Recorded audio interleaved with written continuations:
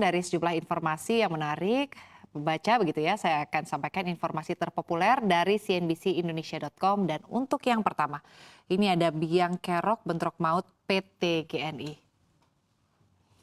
Ya, Perhimpunan Ahli Pertambangan Indonesia atau Perhapi menilai begitu ya latar belakang terjadinya kericuhan antar pegawai PT Gunbuster Nickel Industry atau PT GNI ini sebetulnya berawal dari ketidakpuasan pekerja terhadap manajemen. Utamanya menyangkut insiden kecelakaan kerja yang terjadi di perusahaan. Ketua Umum Perhapi, Rizal Kasli membeberkan semula karyawan ini meminta adanya perbaikan di dalam manajemen keselamatan kerja.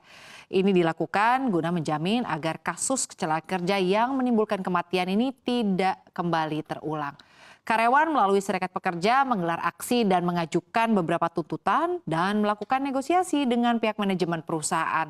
Adapun beberapa di antaranya sudah disepakati dan masih ada beberapa lainnya yang sedang dibahas bersama.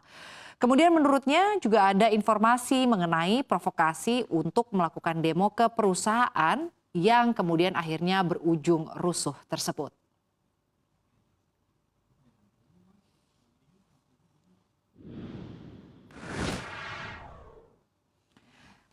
Kini kita beralih ke informasi terpopuler selanjutnya, ada heboh Turki yang bakal keluar dari NATO.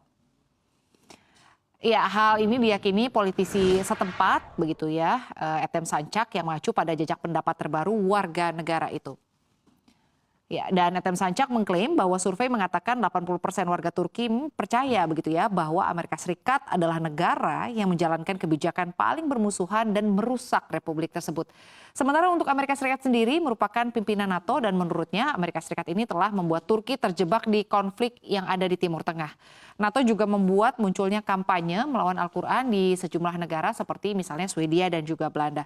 Pembakaran dan pengerusakan kitab suci umat Islam Al-Quran memang terjadi di dua negara tersebut.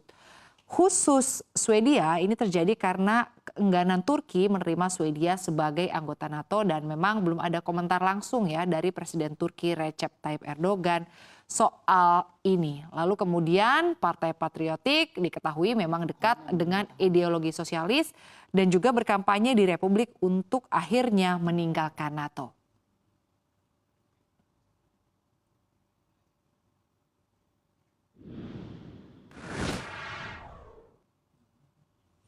Kini kita ke informasi terpopuler selanjutnya, ada Al-Quran yang dibakar, IKEA CS ini terancam diboikot. Ya, lalu kemudian gitu ya, ini untuk Parlemen Kuwait ini menyerukan memboikot produk-produk asal Swedia dan hal ini merupakan buntut aksi pembakaran Al-Quran di ibu kota Swedia, Stockholm di akhir pekan lalu. Dalam sebuah sesi, 41 anggota parlemen ini mengecam pembakaran kitab suci umat Islam yang dilakukan oleh tokoh politik sayap kanan Rasmus Paludan. Mereka menyebut langkahnya memprovokasi perasaan umat Islam di seluruh dunia.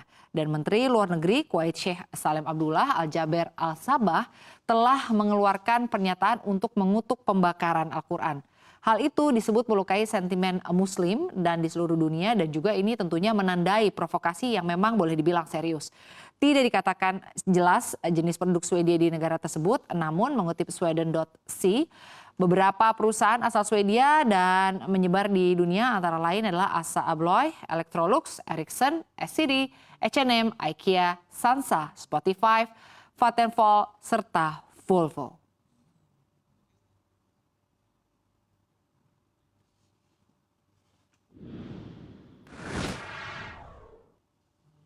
Dan kini kita ke informasi terpopuler selanjutnya. Ya, ada viral soal sodetan Ciliwung. Netizen alias warganet ini ramai-ramai membicarakan soal proyek sodetan Kali Ciliwung. Mereka menggeruduk postingan lama Kementerian Pekerjaan Umum dan juga Perumahan melalui media sosial Twitter. Postingan PUPR tersebut diupload pada 4 Agustus 2021, tapi yang menarik begitu ya, ada foto mantan Gubernur DKI Jakarta Anies Baswedan pada salah satu postingan tersebut. Postingan Kementerian PUPR sudah di-retweet sebanyak 66 kali dan 140 yang menyukai.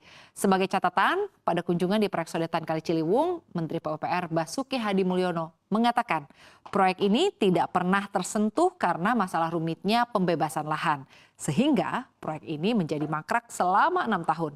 Sementara itu Presiden Joko Widodo pun tidak ragu memuji PJ Gubernur DKI Jakarta Heru Budi Hartono yang bisa membebaskan lahan dengan cepat dan melanjutkan proyek ini.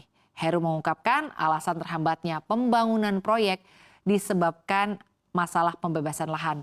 Dari pembebasan lahan yang dilakukan, setidaknya ada 59 kepala keluarga yang terdampak dan nantinya mereka akan ditempatkan pada rumah susun yang sudah tersedia.